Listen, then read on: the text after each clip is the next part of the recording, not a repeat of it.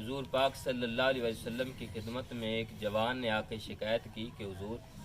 میرا باپ مجھ پر بڑا ظلم کرتا ہے، میں سارا دن محنت مزدوری کر کے کمائی جو کر کے لاتا ہوں شام کو وہ مجھ سے چھین لیتا ہے اور میرے بچوں کی ضروریات مجھے پوری نہیں کرنے دیتا۔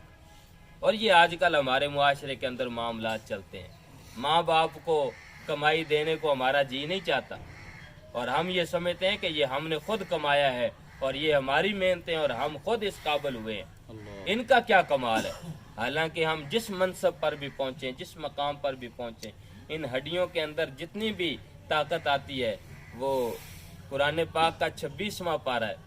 اللہ تعالیٰ ارشاد فرماتا ہے ہم نے انسان کو حکم دیا کہ اپنے والدین سے حسن سلوک کرو، اس لیے کہ تیری ماں تجھے اٹھائی پھری تکلیف کے ساتھ، پھر اس نے تجھے جنم دیا تکلیف کے ساتھ، اور فرمایا پھر 30 مہینے تک وہ تیری وجہ سے نہ وہ کبھی ٹھنڈا نہیں کھا سکی کہ تو نہ بیمار ہو جائے، کبھی کوئی خوش ذائقہ چیز نہیں کھا سکی کہ تو نہ بیمار ہو جائے۔ 30 مہینے تک وہ اسی آزمائش میں گزرتی رہی اور تجھے اپنا دودھ پلا کر وہ پالتی رہی اور حمل میں تجھے اٹھائی پھری، اور اس کے بعد تو اب جو جوان ہوا، فرمایا جو تو 40 سال کی پکی جوانی کو عمر کو پہنچا، تیری ہڈیاں وہ مضبوط ہو گئی، فرمایا تیری وجہ سے نہیں، یہ تیری ماں کی وجہ سے۔ حتی اذا بالغ اشدہ، جو تو سخت جان ہوا، وہ بالغ 40 سنہ اور 40 سال کی عمر کو پہنچا، اس میں تیرا کمال نہیں، تیری ماں باپ کی ڈالی طاقت کا کمال، انہی کا کمال،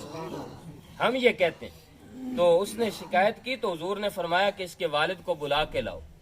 تو کہتے ہیں کہ جب والد کی طرف پیغام گیا نا تو والد کو پتا چلا کہ میرے بیٹے نے حضور کی بارگاہ میں میری شکایت کر دی ہے،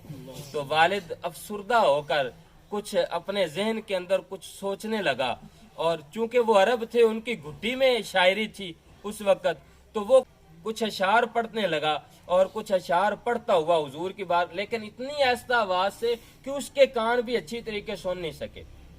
وہ آ رہا ہے اس سے کہ اس کے آنے سے پہلے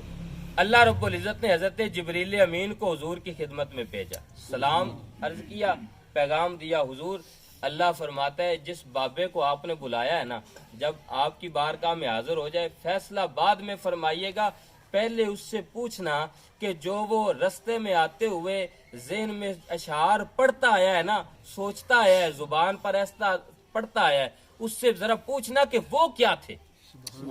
پہلے اس سے وہ سننا، بعد میں فیصلہ فرمانا۔ وہ شخص حاضر ہوتا ہے، حضور پاک صلی اللہ علیہ وسلم اللہ تعالیٰ کے دیے گئے پیغام کے مطابق اس سے پوچھتے ہیں، پہلے تو فخر محسوس کرتا ہے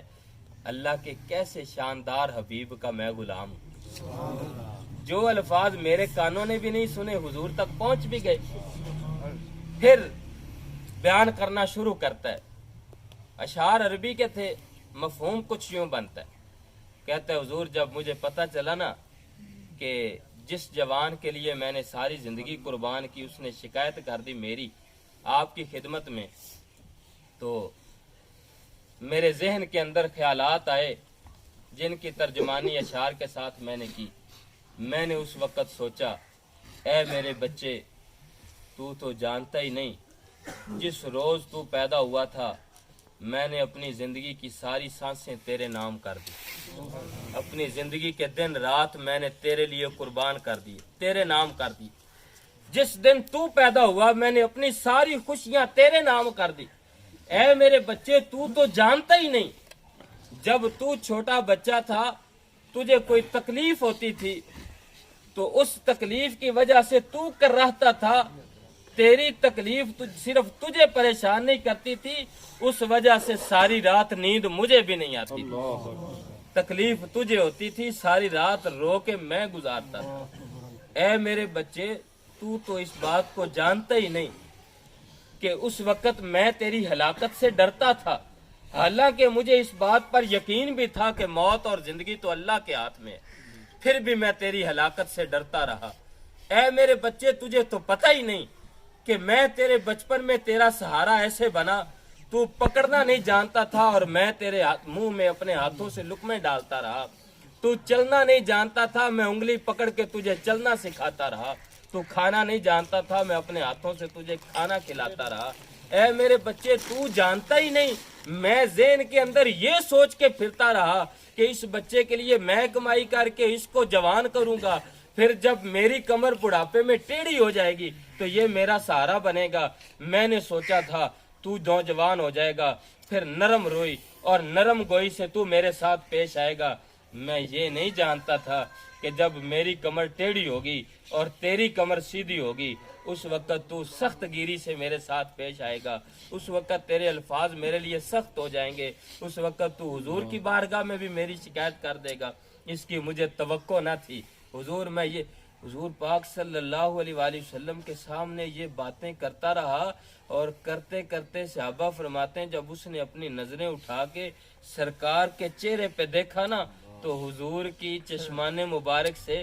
بہتے آنسوؤں سے حضور کی داڑھی مبارک تر ہو چکی تھی۔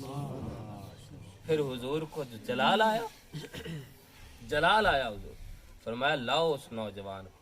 قریب کیا گیا تو سرکار نے اس کی گردن کے پیچھے ہاتھ رکھا، یوں کر کے ہاتھ رکھا اور فرمایا اے نوجوان انت و مالک لابیک، انت و مالک لابیک، انت و مالک لابیک،